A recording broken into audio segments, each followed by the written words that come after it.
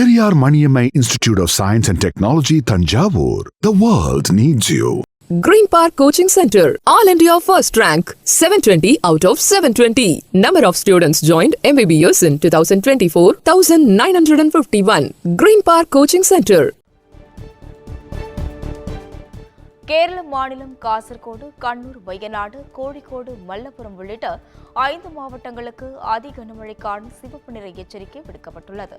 கடந்த 13ஆம் தேதி அந்தமானில் தொடங்கிய தென்மேற்கு பருவமழை படிப்படியாக முன்னேறி நேற்று கேரளாவில் தொடங்கியது. பொதுவாக கேரளாவில் ஜூன் மாத தொடக்கத்தில் தொடங்கும் தென்மேற்கு பருவமழை இந்த ஆண்டு 8 நாட்கள் முன்பாகவே நேற்று தொடங்கியது. அரபிக்கடலில் உருவான ஆழ்ந்த காற்றழுத்த தாழ்வு பகுதி காரணமாக கேரளாவில் அடுத்த 3 நாட்களுக்கு அதிக கனமழைக்கான ரெட் அலர்ட் எச்சரிக்கையை இந்திய வானிலை ஆய்வு மையம் அறிவித்துள்ளது. அதன்படி இன்று காசர்கோடு, கண்ணூர், வயநாடு, கோழிக்கோடு, மல்லபுரம் உள்ளிட்ட 5 மாவட்டங்களுக்கு அதிக கனமழைக்கான சிவப்பு நிற எச்சரிக்கை விடுக்கப்பட்டுள்ளது.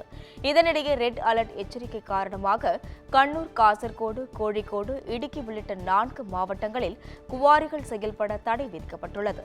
அதேபோல் சுற்றுலா தலங்களுக்கு செல்வதற்கு பல்வேறு கட்டுப்பாடுகளை கேரள அரசு விதித்துள்ளது.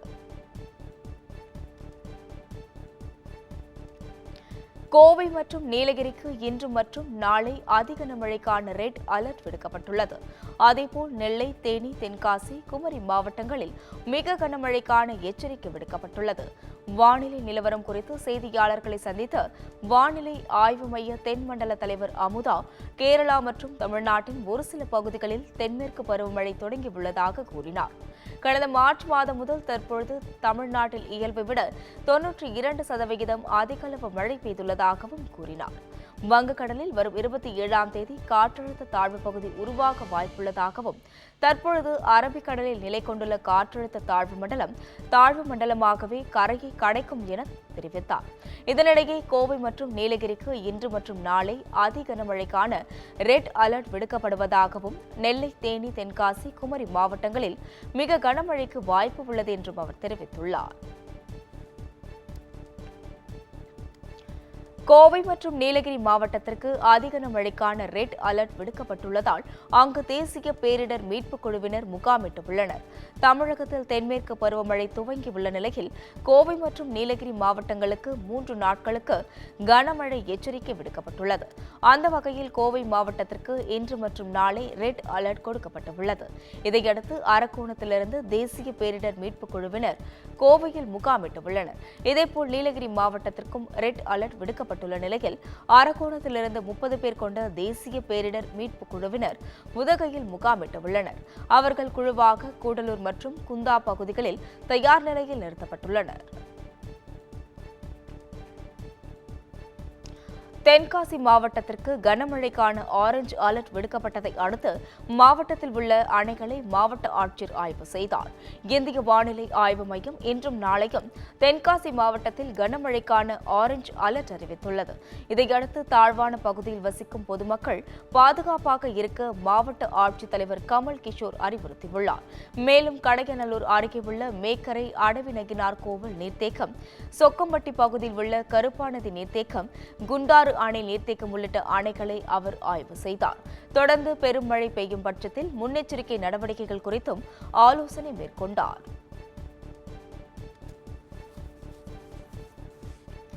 நீலகிரிக்கு ரெட் அலர்ட் விடுக்கப்பட்டுள்ளதை அடுத்து தமிழ்நாடு அரசு சார்பில் மேற்கொள்ளப்படும் மலையேற்றத்திற்கு தடை விதிக்கப்பட்டுள்ளது. நீலகிரி மாவட்டத்தில் இன்றும் மற்றும் நாளையும் கனமழை முதல் மிக கனமழை பெய்யும் எனவும் ரெட் அலர்ட் எச்சரிக்கையும் வானிலை ஆய்வு மையம் எச்சரிக்கை விடுத்துள்ளது. இதையடுத்து உதகை படகு இல்லத்தில் படகு சவாரி ரத்து செய்யப்பட்டுள்ளது. இதேபோல் 3 நாட்களுக்கு தமிழ்நாடு அரசின் சார்பில் மேற்கொள்ளப்படும் மலையேற்றத்திற்கும் தடை விதித்து மாவட்ட ஆட்சியர் லட்சுமி பவ்யா தண்ணீர் உத்தரவிட்டுள்ளார். மேலும் நீலகிரியில் காற்றின் வேகம் அதிகரித்துள்ளதால் சுற்றுலா பயணிகள் மற்றும் உள்ளூர் மக்கள் மரத்தின் கீழ் வாகனங்களை நிறுத்தக்கூடாது என்றும் ஆட்சியர் அறிவித்துள்ளார்.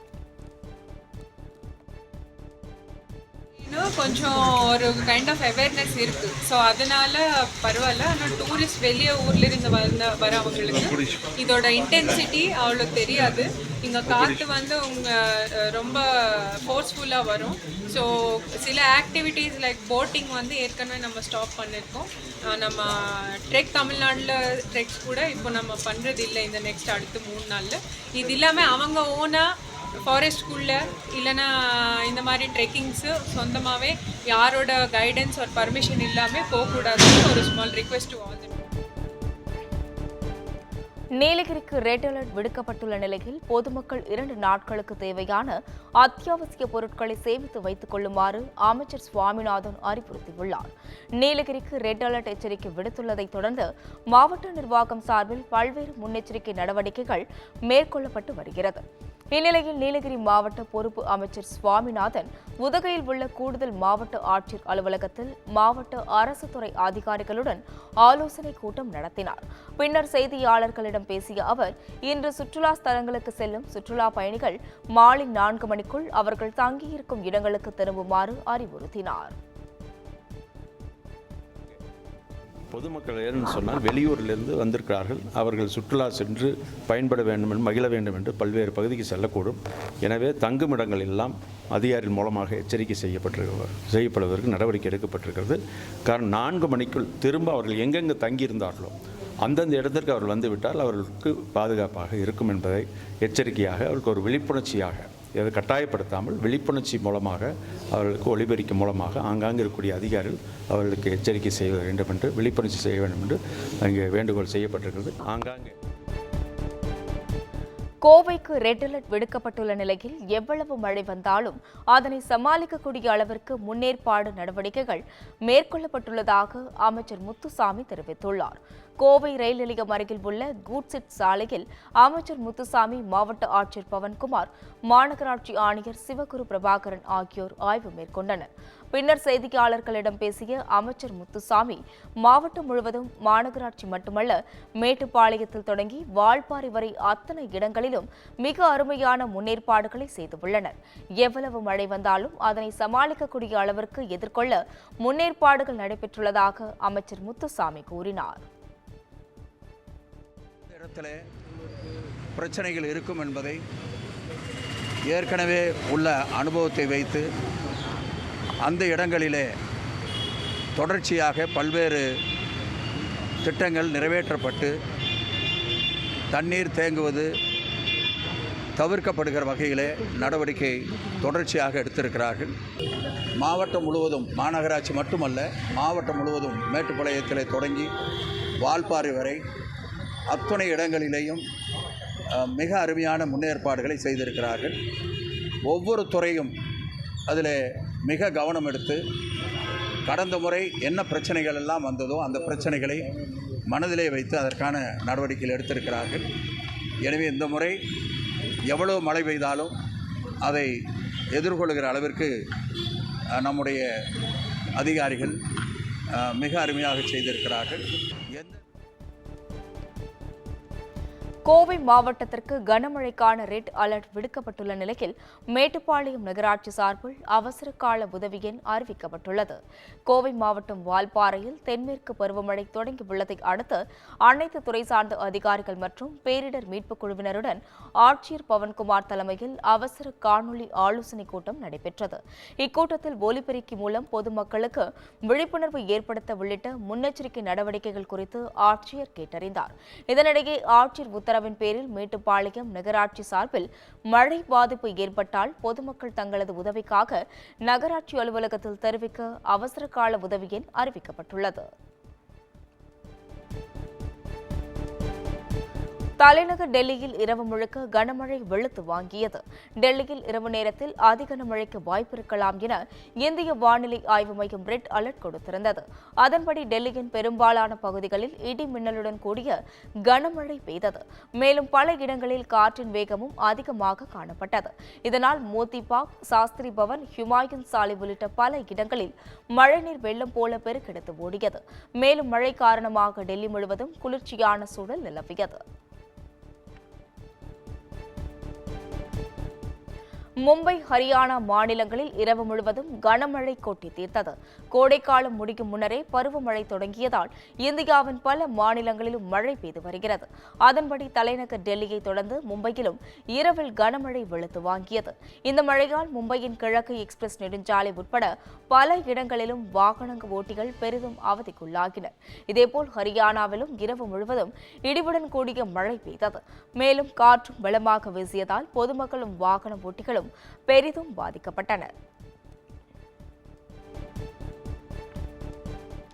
வளர்ச்சியடைந்த பாரதமே ஒவ்வொரு இந்தியரின் இலக்காக இருக்க வேண்டும் என கூறியுள்ள பிரதமர் நரேந்திர மோடி, நாட்டின் வளர்ச்சிக்கு மாநிலங்கள் ஒன்றிணைந்து செயல்பட வேண்டும் என வலியுறுத்தியுள்ளார். டெல்லியில் பிரதமர் மோடி தலைமையில் நிதி ஆயோக் நடைபெற்றது. இதில் தமிழ்நாடு முதலமைச்சர் மு க ஸ்டாலின் உட்பட பல்வேறு மாநில முதலமைச்சர்கள், யூனியன் பிரதேசங்களின் துணை நிலை ஆளுநர்கள் கலந்து கொண்டனர். இந்த கூட்டத்தில் 2047ஆம் ஆண்டில் இந்தியாவை வளர்ந்த நாடாக மாற்றுவதில் மாநில அரசின் பங்கு குறித்து நிதி ஆயோக் அதிகாரிகள் எடுத்துரைத்தனர். இதனைத் தொடர்ந்து மாநில முதலமைச்சர்கள் தங்களது கோரிக்கைகளை முன்வைத்தனர். முன்னதாக கூட்டத்தில் பேசிய பிரதமர் மோடி, ஒவ்வொரு மாநிலம் வளர்ந்த மாநிலமாக உருவானால் நாடு வளர்ந்த நாடாக வலிமை பெறும் என தெரிவித்தார். வளர்ச்சியடைந்த பாரதமே ஒவ்வொரு இந்தியரின் இலக்காக இருக்க வேண்டும் எனவும் பிரதமர் மோடி வலியுறுத்தினார். நாட்டின் வளர்ச்சிக்கு மாநில அரசுகள் இணைந்து செயல்பட வேண்டும் என்று கேட்டுக்கொண்ட பிரதமர் மோடி, மத்திய அரசுடன் மாநிலங்கள் ஒருங்கிணைந்து செயல்பட வேண்டும் எனவும் வலியுறுத்தியுள்ளார். டெல்லியில் பிரதமர் மோடியை சந்தித்து முதலமைச்சர் மு க ஸ்டாலின் தமிழகத்திற்கு வழங்க வேண்டிய நிதியை விடுவிக்கவும், புதிய திட்டங்களுக்கு ஒப்புதல் அளிக்கவும் வலியுறுத்தியுள்ளார். பிரதமர் மோடி தலைமையில் நடைபெற்ற நிதி ஆயோக் கூட்டத்திற்கு பின்னர் முதலமைச்சர் மு க ஸ்டாலின் பிரதமர் மோடியை சந்தித்து பேசினார். அப்போது தமிழகத்திற்கான நிதி சார்ந்த கோரிக்கை மனுவை பிரதமரிடம் அளித்து தேவையான நிதியை விடுவிக்க முதலமைச்சர் மு க ஸ்டாலின் வலியுறுத்தினார். இதனையடுத்து டெல்லி விமான நிலையத்தில் செய்தியாளர்களை சந்தித்த அவர் பிரதமருடனான சந்திப்பு மற்றும் நிதி ஆயோக் கூட்டத்தில் வைத்த கோரிக்கை குறித்து விளக்கினார். தொடர்ந்து பேசிய அவர், நிதி ஆயோக் கூட்டத்தில் வைத்த கோரிக்கையை பிரதமருடனான சந்திப்பின் போது மீண்டும் வலியுறுத்தியதாக கூறினார். டெல்லி பயணம் குறித்து எதிர்க்கட்சித் தலைவர் எடப்பாடி பழனிசாமி விமர்சித்தது குறித்து செய்தியாளர்கள் எழுப்பிய கேள்விக்கு பதிலளித்த முதலமைச்சர், தன்னிடம் வெள்ளை கொடியும் இல்லை, எடப்பாடி பழனிசாமியிடம் இருப்பது போல் காவி கொடியும் இல்லை என்றார். இந்தியா ஜப்பானை முந்தி உலகின் 4வது பொருளாதார நாடாக முன்னேறியுள்ளதாக நிதி ஆயோக் தலைமை செயல் அதிகாரி சுப்பிரமணியம் தெரிவித்துள்ளார். டெல்லியில் நேற்று பிரதமர் மோடி தலைமையில் நிதி ஆயோக் நிர்வாக குழு கூட்டம் நடைபெற்றது. அதன் பின்னர் செய்தியாளர்களை சந்தித்த நிதி ஆயோக் தலைமை செயல் அதிகாரி சுப்பிரமணியம், இந்தியா 4வது பெரிய பொருளாதார நாடாக மாறிவிட்டதாக தெரிவித்தார். ஒட்டுமொத்த புவிசார் அரசியலும் பொருளாதார சூழலும் இந்தியாவிற்கு சாதகமாக உள்ளதாகவும், சர்வதேச நிதியத்தின் தரவுகளின்படி இந்தியா தற்பொழுது ஜப்பானை முந்திவிட்டதாகவும் கூறினார். தற்பொழுது அமெரிக்கா, சீனா, ஜெர்மனி ஆகிய 3 நாடுகள்தான் இந்தியாவை பெரிய பொருளாதார நாடுகளாக இருப்பதாகவும், உறுதியாக செயல்பட்டால் 2 அல்லது 3 ஆண்டுகளில் 3வது பெரிய பொருளாதார நாடாக இந்தியா உருவெடுக்கும் எனவும் அவர் தெரிவித்தார். பாமக தலைவர் பதவியிலிருந்து எதற்கு என்னை மாற்றினார்கள் என தெரியாமல் கடந்த 1 மாத காலமாக பெரும் மன உளைச்சலில் உள்ளதாக அக்கட்சியின் தலைவர் அன்புமணி ராமதாஸ் வேதனை தெரிவித்துள்ளார். மறைந்த பாமக மூத்த நிர்வாகியும் மாநில செயற்குழு உறுப்பினருமான கனல் ராமலிங்கத்தின் படத்திறப்பு மற்றும் நினைவேந்தல் நிகழ்ச்சி தருமபுரி மாவட்டம் கடத்தூரில் நடைபெற்றது. இதில் பாமக தலைவர் அன்புமணி கலந்து கொண்டு ராமலிங்கத்தின் படத்தை திறந்து வைத்தார். பின்னர் நிகழ்ச்சியில் பேசிய அவர், அண்மையில் மாமல்லபுரத்தில் நடைபெற்ற சித்திரை முழுநிலவு வன்னியர் இளைஞர் பெருவிழா மாநாட்டை கண்டு பிற அரசியல் கட்சியினர் பொறாமையில் உள்ளதாக கூறினார். தொடர்ந்து பேசிய அவர், பாமக தலைவர் பதவியிலிருந்து எதற்கு தன்னை மாற்றினார்கள் என தெரியவில்லை என்றார். இதனால் கடந்த 1 மாத காலமாக பெரும் மன உளைச்சலில் உள்ளதாக அன்புமணி தெரிவித்தார். புதுக்கோட்டையில் துணை முதல்வர் உதயநிதி ஸ்டாலினுக்கு சால்வை அணிவிக்க வந்தவரிடம் இருந்து 50,000 ரூபாய் பறிபோன சம்பவம் பரபரப்பை ஏற்படுத்தியது. புதுக்கோட்டை அருகே அரசமலை பகுதியைச் சேர்ந்த முருகேசன் என்பவர் திருமயம் நீதிமன்றத்தில் அரசு வழக்கறிஞராக பணியாற்றி வருகிறார். புதுக்கோட்டை தனியார் திருமண மண்டபத்தில் நடைபெற்ற திமுக இளைஞரணி நிர்வாகிகள் கூட்டத்தில் சிறப்பு அழைப்பாளராக துணை முதலமைச்சர் உதயநிதி ஸ்டாலின் பங்கேற்றார். நிகழ்ச்சி முடிந்து வெளியே வந்த உதயநிதி ஸ்டாலினுக்கு சால்வை அணிவித்து முருகேசன் முருகேசன் மற்றும் அவரது மனைவி சுமதி வாழ்த்து தெரிவித்தனர். அப்போது முருகேசன் பேண்ட் பாக்கெட்டில் வைத்திருந்த 50,000 ரூபாய் காணவில்லை என்பதால் இருவரும் கதறி அழுததால் பெரும் பரபரப்பு ஏற்பட்டது.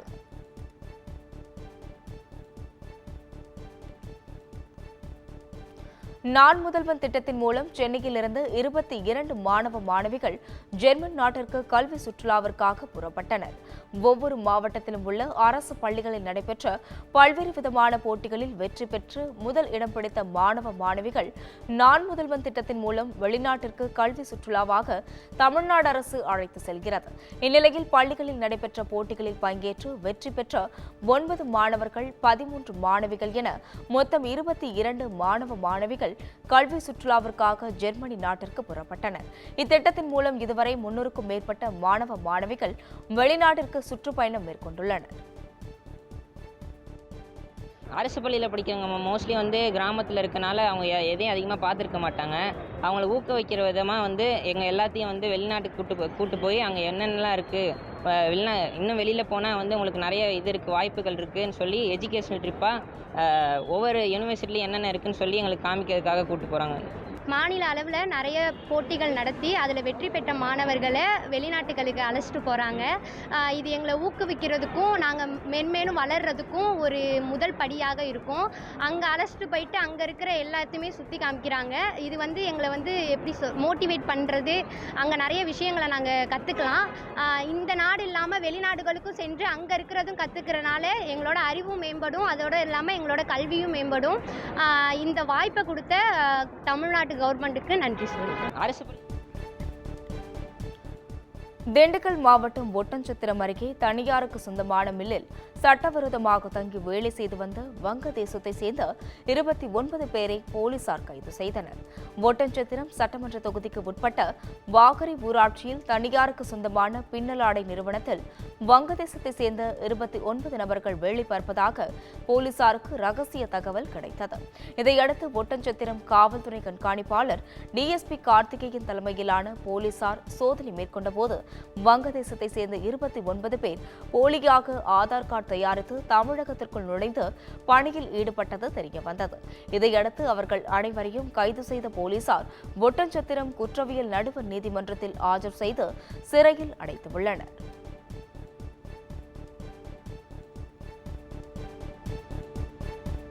கிருஷ்ணகிரியில் பாமக தலைவர் அன்புமணிக்கு ஆப்பிள் மாலை அணிவிக்கப்பட்ட நிலையில் அவர் சென்ற சில நிமிடங்களில் அதனை கட்சியினர் போட்டி போட்டு பறித்துச் சென்றனர். கிருஷ்ணகிரி வழியாக தருமபுரி மாவட்டத்திற்கு சென்ற அன்புமணிக்கு கிருஷ்ணகிரி மத்திய மாவட்டம் பாமக சார்பில் சிறப்பான வரவேற்பு அளிக்கப்பட்டது. கிருஷ்ணகிரி ஆவின் மேம்பாலம் அருகில் வந்த அன்புமணிக்கு பட்டாசுகள் வெடித்து உற்சாக வரவேற்பு அளிக்கப்பட்டது. தொடர்ந்து 100 கிலோ எடை கொண்ட ஆப்பிள், அன்னாச்சி பழங்களை கொண்டு தயார் செய்யப்பட்ட மாலை பொக்லின் இயந்திரம் மூலம் அன்புமணிக்கு அணிவிக்கப்பட்டது. அவர் சென்ற பிறகு அங்கு கூடியிருந்த பாமக தொண்டர்கள் ஆப்பிள் பழங்களை போட்டி போட்டு பறித்ததால் சிறிது நேரம் பரபரப்பு ஏற்பட்டது.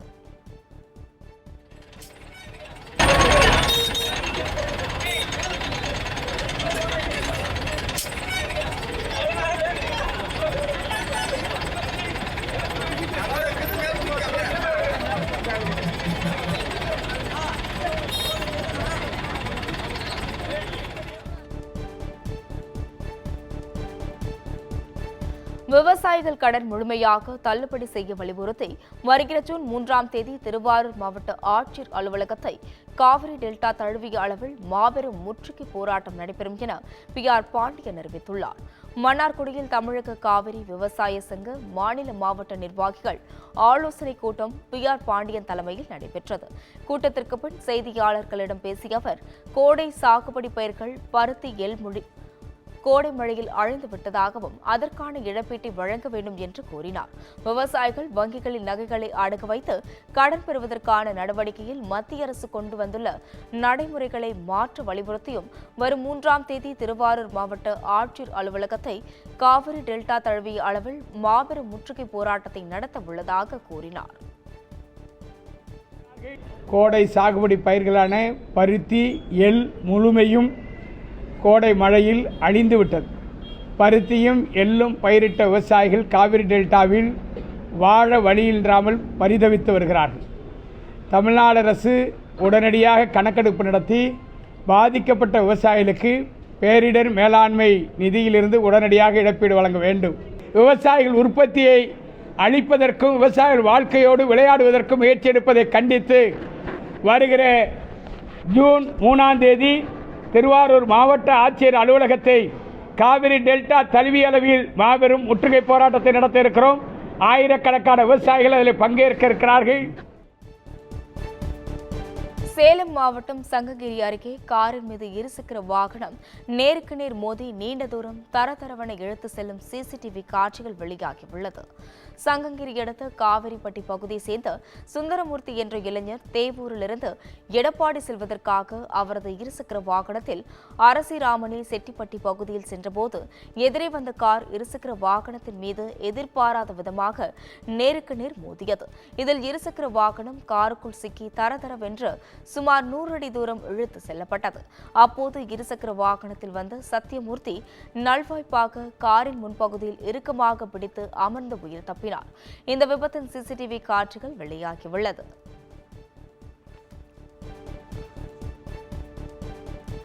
மலேசியாவில் நடந்த கராத்தே போட்டியில் கலந்து கொண்டு பதக்கங்களை வென்ற வீரர் வீராங்கனைகளை துணை முதலமைச்சர் உதயநிதி ஸ்டாலின் பாராட்டினார்.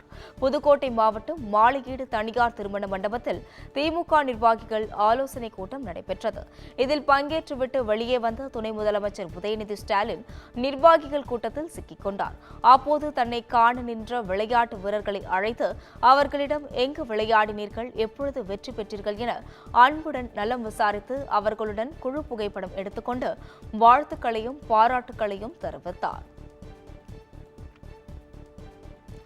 தமிழகத்திற்கு பல்வேறு அநியாயங்களை செய்த மத்திய அரசு கீழடியில்தான் நாகரிகம் தோன்றியது என சொன்னால் ஏற்றுக்கொள்ளுமா என்று சட்டப்பேரவைத் தலைவர் அப்பாவு கேள்வி எழுப்பியுள்ளார்.